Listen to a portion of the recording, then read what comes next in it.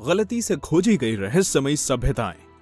दोस्तों, आज से कुछ साल पहले जब खोजकर्ताओं की एक टीम भारत के तमिलनाडु राज्य में जमीन की खुदाई कर रही थी, तब उस दौरान उन्हें जमीन के अंदर से एक ऐसा खंजर मिला जो आज से सैकड़ों साल पहले गायब हुई रहस्यमयी किलाउदी सभ्यता से ताल्लुक रखता था।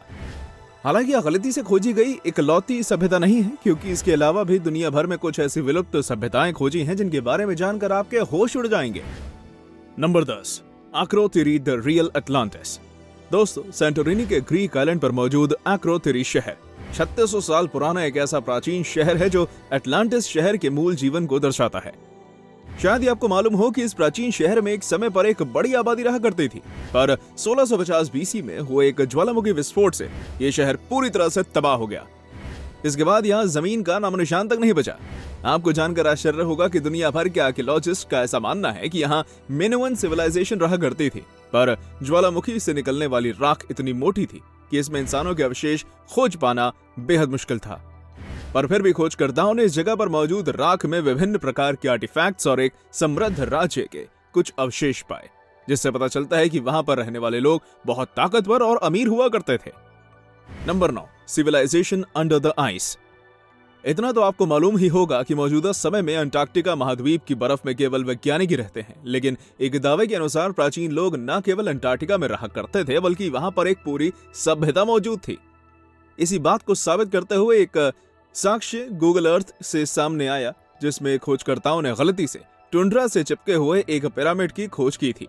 इस पिरामिड के बारे में एक्सपर्ट्स का कहना है कि यह बहुत बड़ा सबूत साबित करता है कि यहाँ पर लोगों का निवास हुआ करता था, क्योंकि ऐसा पिरामिड प्राकृतिक तौर पर बन पाना लगभग असंभव है।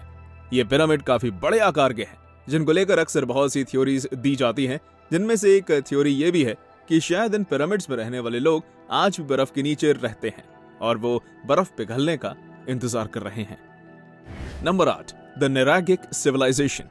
दोस्तों, निरागिक सभ्यता एक ऐसी सभ्यता है जिसके बारे में वैसे तो ज्यादा कोई जानकारी नहीं है, लेकिन प्राचीन समय के दूसरे सिविलाइजेशन के लोगों द्वारा लिखी गई टेस्टिमनी से इतना मालूम हुआ है कि निरागिक भी असल में कोई सभ्यता थी। आज दुनिया भर में बहुत से जानकार लोगों द्वारा माना जाता है कि आज जो सर्दिनिया है उसमें निरागिक सिविलाइजेशन समृद्ध हुई थी।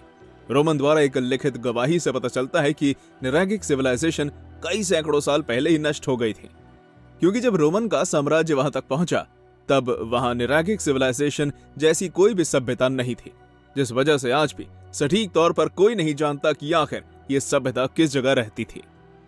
Number 7, cradle of civilisation. साल 2001 में जब ईरान में बाढ़ आई, तब उसके कारण वहां पर कुछ ऐसे प्राचीन खंडहर मिले जिनका निर्माण ब्रॉन्ज एज के दौरान किसी सभ्यता द्वारा किया गया था।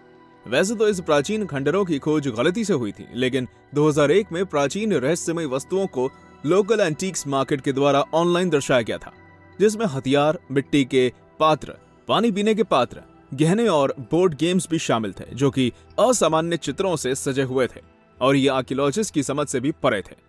वहां पर बहुत से मंदिर और महल बने हुए थे जिनका परिचय देना बहुत मुश्किल था, पर आर्कियोलॉजिस्ट के हाथों कुछ नहीं लग पाया। बाद में 2002 में पुलिस द्वारा पता लगाया गया कि स्थानीय लोगों द्वारा खंडहर में मौजूद कीमती मूर्तियों को पहले ही चुरा लिया गया था और इन्हें तेहरान के बाहर दुनिया भर के अमीर लोगों को बेचा गया। यही वजह है कि 2001 में आर्कियोलॉजिस्ट को प्राचीन समय के ज्यादा सबूत हाथ नहीं लगे और ना ही उनको ये पता लग पाया कि किसके द्वारा ये कब्रिस्तान बनाए गए थे। पर यह तो कहा जा सकता है कि यहाँ पहले कोई ना कोई सभ्यता जरूर रहा करती थी। नंबर 6, द किलाउदी सिविलाइजेशन। एक बार जब खोजकर्ता दक्षिण भारत के तमिलनाडु राज्य में खुदाई कर रहे थे, तब उन्हें वहां एक ऐसा खंजर मिला जिसे देख उनके होश उड़ गए, क्योंकि यह खंजर सैकड़ों सालों पहले गायब हुई किलाउदी सभ्यता से ताल्लुक रखता था। शायद ही आपको जानकारी हो कि इस खंजर की लंबाई 16 इंच की थी, जो कि एक कलश से बरामद किया गया है।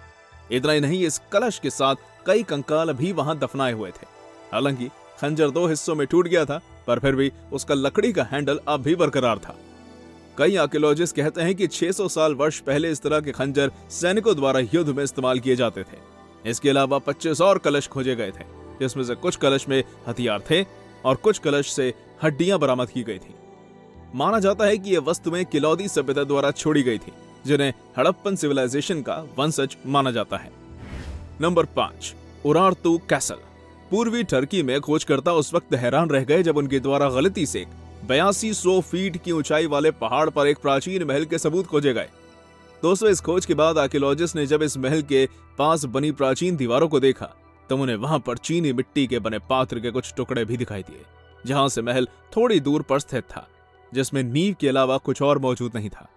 ऐसा माना जाता है कि यह महल 2800 साल पुराना है, जिस पर एक समय उरार्तु सिविलाइजेशन का कब्जा हुआ करता था। यह सभ्यता उरार्तु के साम्राज्य और वैन के साम्राज्य के नाम से जानी जाती थी। माना जाता है कि इनका जीवन काल भी काफी छोटा था। यह सभ्यता 860 बीसी में आई थी और लगभग 590 बीसी में अचानक से गायब हो गई थी, जो कि आज भी खोजकर्ताओं के लिए एक रहस्य है। Number 4, the land of punt. यह आपको मालूम है, पंट की जमीन आर्कियोलॉजिस्ट के लिए पिछले 150 साल से रहस्यमयी बनी हुई है, क्योंकि इसका रहस्य भी अटलांटिस शहर की तरह ही है। हाल ही में कुछ सालों पहले आर्कियोलॉजिस्ट द्वारा ममीफाइड बेबून्स को तराशा गया और उनके द्वारा नक्शे पर खोजा गया। तब उन्होंने पाया कि असल में ये ममीफाइड बेबून्स इजिप्ट में पाए जाते हैं, लेकिन इनका डीएनए वास्तव में विदेशी भूमि से आया था, जो कि पंट के नाम से जानी जाती है। हालांकि इतिहासकार इस भूमि के बारे में जानते थे, क्योंकि इसका उल्लेख प्राचीन मिस्र में लिखा गया था और उन्होंने इसे महान धन और शक्ति के एक आकर्षक स्थान बताया था। और बेबून्स की बात करें तो ये प्राचीन मिस्र के पूजे जाते थे और कभी कभी उनका बलिदान करके उन्हें मम्मी में बदल दिया जाता था। Number 3, entirely new species. एक बार आर्कियोलॉजिस्ट की एक टीम जब दक्षिण अफ्रीका की एक गुफा में कुछ खोज कर रही थी, तब उन्हें वहां पर एक पूरी प्राचीन सभ्यता के निवास करने का प्रमाण मिला। और सबसे हैरानी की बात तो यह थी कि इस सभ्यता में रहने वाले इंसान आज के इंसानों से बहुत अलग थे।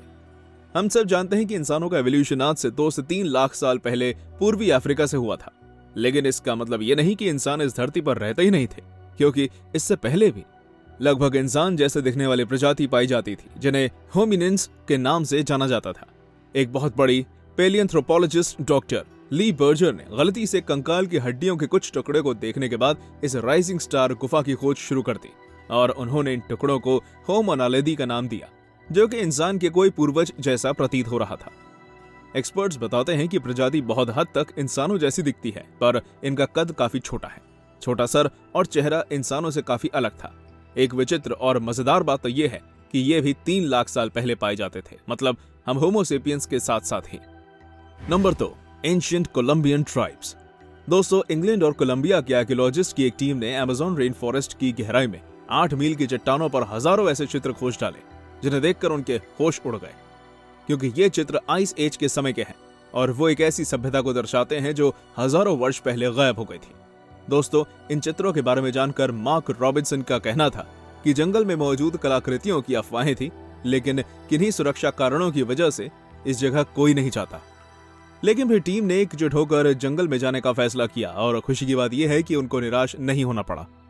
एक्सपर्ट्स बताते हैं कि रेडियो कार्बन डेटिंग के हिसाब से ये चित्र लगभग 12,500 साल पहले कोलंबिया के अमेज़न जंगल में आने वाले मनुष्य की सबसे पहले संस्कृति द्वारा बनाई गई थी। हालांकि कोई नहीं जानता कि आखिर इन चित्रों को किस सभ्यता द्वारा बनाया गया, क्योंकि इन कलाकृतियों के अलावा वहां ऐसे कोई और सबूत नहीं मिले जिससे यहाँ रहने वाली सभ्यता का पता लगाया जा सके। Number 1, civilisations in space. दोस्तों, सभ्यताओं की खोज से अब अंतरिक्ष भी पीछे नहीं रहा है, क्योंकि हाल ही में कुछ समय पहले वैज्ञानिकों ने हमारी आकाशगंगा में प्राचीन सभ्यता की खोज कर ली है। कैलटेक यूनिवर्सिटी के वैज्ञानिकों द्वारा एस्ट्रोनॉमी और स्टैटिस्टिकल मॉडलिंग का उपयोग करके हमारी आकाशगंगा में जीवन का संभव मॉडल बनाने की कोशिश की गई है और उन्हें समझ आया कि अन्य ग्रहों पर जो भी सभ्यताएं मौजूद थी वो पहले ही नष्ट हो चुकी थी। ऐसा माना जाता है कि इन सभ्यताओं के हमारी आकाशगंगा से गायब होने का प्रमुख कारण कोई सुपरनोवा एक्सप्लोजन रहा होगा, या फिर शायद वो सभ्यताएं स्वयं ही अपने चरम पर पहुंच गई होंगी और खत्म हो गई होंगी।